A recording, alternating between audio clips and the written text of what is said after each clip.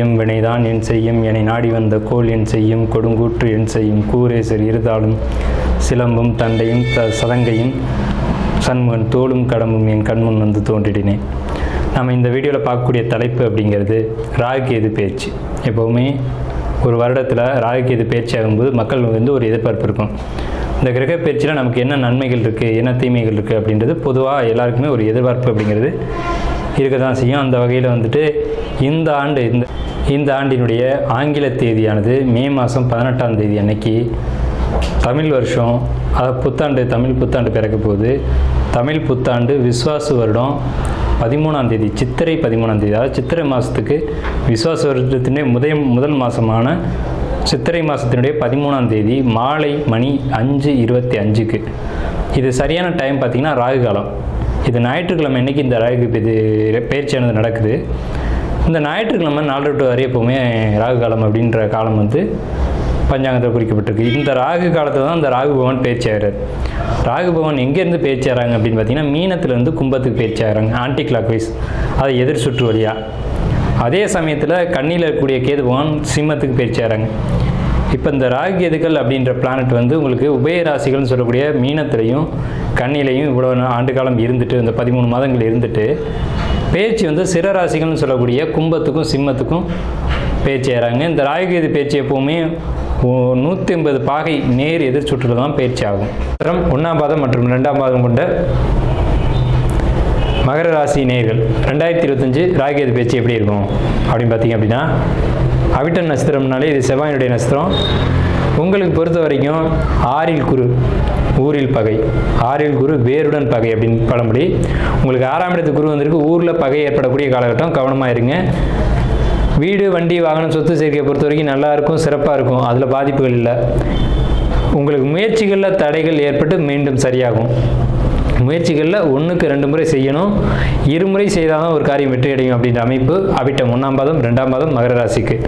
மகர ராசிக்கு உண்டான ராகுகேது பயிற்சி பலன்கள் 2025ஆம் ஆண்டு. சரியான தமிழ் விஸ்வாசு வருஷம் சித்திரை மாதம் 13ஆம் தேதி மாலை மணி 5:25க்கு சரியான ராகு காலத்தில் மீனத்திலேருந்து கும்பத்துக்கும் பயிற்சியாகக்கூடிய இந்த ராகு கன்னி ராசியிலேருந்து மகரத்துக்கு 8ஆம் வீடான சிம்மத்தில் பயிற்சியாகக்கூடிய இந்த கேதுவும் மகரத்திலேயே ராகு பயிற்சியாகி அதுக்கு 8ஆம் வீட்டில் உங்களுக்கு மகரத்துக்கு 2ஆம் வீட்டில் ராகு பயிற்சியாகி அதுக்கு 7ஆம் வீட்டான மகரத்துக்கு 8ஆம் வீட்டில் கேது பயிற்சி ஆகிறது அப்படிங்கிறது உங்களுக்கு ஒரு சிறப்பான ஒரு அமைப்பு தான்.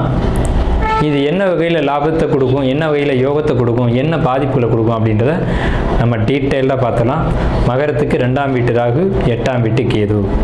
அப்போ ராகு கேதுகள் நேர் 7 ராசிகளை தான் பயணிக்கும். இப்போ 6ல் குரு வர்றாங்க, 3ஆம் இடத்துக்கு சனி போகிறாங்க. 3ஆம் இடத்துக்கு சனி போனால் இந்த காலகட்டம் வந்து உங்களுக்கு 7.5 சனி முடிவுக்கான காலகட்டம். சரி, சனி ஒரு பக்கம் இருக்கட்டும், நம்ம ராகு கேது மட்டுமே பேசுவோம். எதுக்கு அவரை கூப்பிட்டுக்கிட்டு ராகுகேதுவே பேசுவோம். ராகு 2ஆம் இடத்துல இருந்தால் நல்லதா கேட்டதா அப்படின்னு கேட்டிங்கன்னா, என்னுடைய தனிப்பட்ட கருத்து அப்படிங்கிறது நல்லது தான். ஏன்னா வருமானத்தை பெருக்கி கொடுத்துருவார். இது வரைக்கும் இழக்கிறதுக்கு எதுவுமே இல்லைன்ற கட்டம், இனி இழப்பதற்கு ஒன்றும் இல்லைன்னு 0 அப்படின்ற இடத்துல இருந்து நீங்கள் வருமானத்தை பிரம்மாண்டமாக பார்க்கக்கூடிய காலகட்டம். தொழில் செஞ்சு ஒரு வேலைக்கு போய் வருமானத்தை ஈட்டக்கூடிய காலகட்டம் எதுனா இந்த 18 மாதம்னு சொல்லக்கூடிய 1.5 வருஷ காலகட்டம் தான் உங்களுக்கு பிரம்மாண்டமாக வருமானம் வரும். 8ஆம் இடத்துக்கு எது தெளிவான ஞானத்தையும் அறிவையும் கொடுக்கும். அதே நேரத்தில் 6ஆம் இடத்து குரு, 6ல் குரு ஊரில் பகை வேருடன் பகை அப்படின்னு பேர். ஸோ அப்படி நெகட்டிவாக நடந்துருமா அப்படின்னு கேட்டால் கண்டிப்பாக இல்லை. உங்கள் ராசிக்கு 12ஆம் வீட்டு அதிபதியான தனுசு வீட்டை குரு அவரே பார்க்குறாரு. ஸோ இந்த அமைப்பு 6ல் குருன்ற கான்செப்ட் எடுபடாது. சரி, உங்கள் ராசிக்கு 2ஆம் வீட்டை குரு பார்க்குறாருல, உங்கள் ராசிக்கு 10ஆம் வீட்டை குரு பார்க்குறாருல, இதையும் கவனிக்கணுமா இல்லையா? அப்போ 10ஆம் வீட்டை குரு பார்த்து, 12ஆம் வீட்டை குரு பார்த்து, 2ஆம் வீட்டை குரு பார்த்தா இந்த யோகம் யாருக்கு கிடைக்கும் அவ்வளோ ஈஸியாக? மகரத்துக்கு இந்த அற்புதமான காலகட்டம். என்னென்ன வகையில் யோகம்? 10ஆம் வீடுன்ற தொழிலுக்கு யோகம், 2ஆம் வீடுன்ற வருமானத்துக்கு யோகம், ராசிக்கு 12ஆம் வீடுன்ற அயன சயன போகங்களுக்கு யோகம். நிம்மதியான தூக்கத்தை கொடுக்கும், தேவையற்ற அலைச்சல்களை குறைக்கும். ஒரு அலைச்சல் மூலமாக ஒரு விஷயம் இருந்தாலும் அதன் மூலமாக ஆதாயத்தையும் வருமானத்தையும் நிச்சயமாக அந்த காலகட்டத்தில் உங்களுக்கு குரு பகவான் கொடுப்பார். அப்படிங்கிறதுல ஒரு மாற்று கருத்துக்கு இடமில்லை. இந்த சமயத்தில் தான் உங்களுக்கு எல்லா விதமான ஒரு தெளிவும் கிடைக்கும். இவ்வளோ நாள் ஒரு குழப்பத்திலே இருந்திருப்பீங்க. இந்த ராகு கேது பயிற்சியில் தான் ஒரு தெளிவு கிடைக்கும். ஏன்னு கேட்டிங்கன்னா 8ஆம் வீட்டுக்கு கேதுபான் வந்துட்டாலே ஒரு மனிதனுக்கு ஆன்மீக ஞானத்தை கொடுத்துருவார். கோயிலாக சுத்த வச்சுருவார். கோயில்கள் எதுக்காக உருவாக்கப்பட்டது அப்படின்னு கேட்டிங்கன்னா ஒரு மனிதன் தன்னை உணர்வதற்கும் தன்னுடைய விதிப்பயனை உணர்வதற்கும் தான் இறைவன் கோயில்களை அமைக்க வச்சுருக்காங்க. ஸோ கோயில்களுக்கு போகும்போது ஆட்டோமேட்டிக்காக ஒரு மனிதனுக்கு பாசிட்டிவ் எனர்ஜி கிரியேட் ஆகும். அப்போ ஒரு குடும்பத்தில் சுபகாரியம், குடும்பம்ன்றது 2ஆம் இடம், அங்கே குரு பார்த்து ராகு இருக்க குடும்பத்தில் எழுதி வச்சுக்கோங்க, பெரிய அளவில் சுப நிகழ்ச்சிகள் நடக்கிறது உறுதி. அது மகர ராசிக்காரங்களாக இருக்கலாம், அல்லது மகர ராசியில் குடும்பத்தில் இருக்க ஒருத்தருக்காக இருக்கலாம். மகர ராசியினுடைய யோகம் அந்த குடும்பத்துக்கும் பேசும். யாரேனும் ஒருத்தருக்கு பிரம்மாண்டமாக ஃபங்க்ஷன் குடும்பத்தில் நடக்கும். அது காது குத்தாக இருக்கலாம், அல்லது திருமணமாக இருக்கலாம், அல்லது கிரகப்பிரவேசமாக இருக்கலாம். இந்த மாதிரி சுப நிகழ்ச்சிகள் நடத்தக்கூடிய காலகட்டம், சுபமாக சந்தோஷமாக இருக்கக்கூடிய காலகட்டம் எது அப்படின்னா இந்த மகர ராசிக்கு ராகு கேது பயிற்சியாகக்கூடிய இந்த 18 மாத காலகட்டங்கள் தான் அப்படிங்கிறதுல மாற்றுக்கிறதுக்கு இடமில்லை. ஸோ குடும்பத்தில் மகிழ்ச்சி, சந்தோஷம், வீட்டுக்கு போனால் ஒரு நிம்மதியான சூழல், கணவன் மனைவி ஒற்றுமை, காதலன் காதலி ஒற்றுமை, தந்தை மகன் ஒற்றுமை, தாய் மகன் மகள் ஒற்றுமை அப்படிங்கிறது இந்த 18 மாத காலகட்டத்தில் தான்.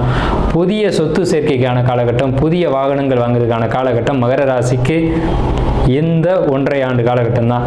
சார் நான் ஒரு காரியம் எடுத்தேன், 5 வருஷம் பிரேக் ஆகிடுச்சு, என்ன சார் பண்ணுறது? கரெக்டாக பார்த்தீங்கன்னா இந்த மே மாதம் அந்த காரியம் திருப்பி ஸ்டார்ட் ஆக ஆரம்பிச்சிடும். எப்படி? அப்போ தானே ராகு கேது பயிற்சி ஆகிறாங்க. ராகு கேது தான் சார் ஒரு காரியத்தை தொடங்கவும் முடிக்கவும் முடியும். தொடங்குறதுக்கும் முடிக்கிறதுக்கும் ராகு கேதுடைய தொடர்பு வேணும். ஒரு காரியத்தை தொடங்கணும், பிள்ளையார் சொல்லி போடணும், சுபம்னு முடிக்கணும் அப்படின்னா ராகு கேதுவோட தொடர்பு. ஆரம்பிக்கிறது ஒருத்தர், முடிக்கிறது ஒருத்தர். அவங்க இல்லாமல் ஆரம்பமும் இல்லை, அவங்க இல்லாமல் முடிவும் இல்லை. ஸோ ஆரம்பிக்கக்கூடிய கிரகம் 2ஆம் இடத்துலையும், முடிக்கக்கூடிய கிரகம் 8ஆம் இடத்துலையும் இருக்கிறதுனால ஆரம்பம் முடிவு உங்களுக்கு இந்த காலகட்டத்தில் சிறப்பாக முடியும். நான் என்னுடைய அனுபவத்தை வச்சு நம்மளுடைய கருத்தை சொல்கிறேன். நீண்ட காலம் பெண்டிங்கான ஒரு காரியம் உங்களுக்கு கண்டிப்பாக இந்த சமயத்தில் நிறைவேறும் அப்படிங்கிறது நம்மளுடைய ஆணித்தரமான கருத்து. ஸோ மகர ராசியை பொறுத்த வரைக்கும் எல்லா வகையிலையும் பாசிட்டிவ். 99% நல்ல பலன்கள் தான் இருக்குது. 99.9% மகர ராசிக்கு நல்ல பலன்களே அப்படிங்கிறதுல மாற்று கருத்துக்கே இடமில்லை. எந்த பிளானட்டும் உங்களுக்கு நெகட்டிவாக இல்லை. நெகட்டிவாக சிந்திக்காதீங்க, நெகட்டிவான வார்த்தைகளை பேசாதீங்க. இந்த காலகட்டங்களில் அப்படி வர்றதுக்கான வாய்ப்புகள் உண்டு. 2ஆம் இடத்து ராகு அப்படிங்கிறதுனால குரு பார்வை செய்கிறதுனால அதை குறைச்சிக்குவீங்க. சுபமான வார்த்தைகள் பேசுங்க, வாழ்க்கை சுபமாக இருக்கும், வருமானம் பெருகும், வாழ்க்கை தரம் உயரும். இந்த காலகட்டத்தில் ராகு கேது பேச்சியான இந்த 18 மாத காலகட்டத்தில் வாழ்த்துக்கள்.